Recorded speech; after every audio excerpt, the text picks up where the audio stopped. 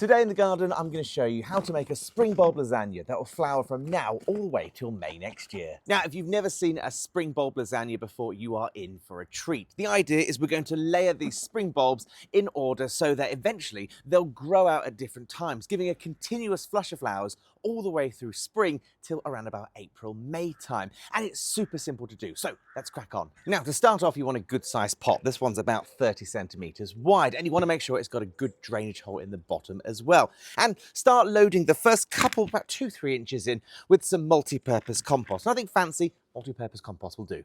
Now, I have 3 sets of bulbs going in this lasagna. I've got my crocus, my daffodils, and my tulips. The crocuses will start around about January, the daffodils from around about March, and then the tulips from around about April time. So you get that continuous flush of flowers. And when you're trying to decide what level you should be planting these, you want to go from biggest at the bottom, which is the tulip, the middle is the daffodil, and the little crocus is the top. Now, I've put my first layer in, which is my tulips, and as you can see, they're all nicely spaced together, and you can put as many bulbs as you want in a pot. There's 2 rules to get a successful bulb lasagna. Don't let the bulbs touch each other, and don't let it touch the side. If they touch each other, they're sharing nutrients, and if they touch the side, they risk being damaged by frost.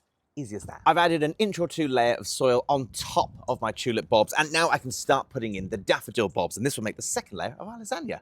Crocuses are now in place, and I'll put a layer of compost on, and my bulb lasagna is complete. Now, I did promise this would flower between now till May next year, but as you can see, it's a bit of an eyesore, really. There's nothing going on. So what I like to do is actually top it off with some winter pansies. And there are 3 main benefits as to why I do this. First of all, it gets it looking nice and pretty throughout the winter. These are nice and hardy. They'll flower all the way through. And don't worry about them blocking the bulbs. The bulbs will grow through and create amazing layers.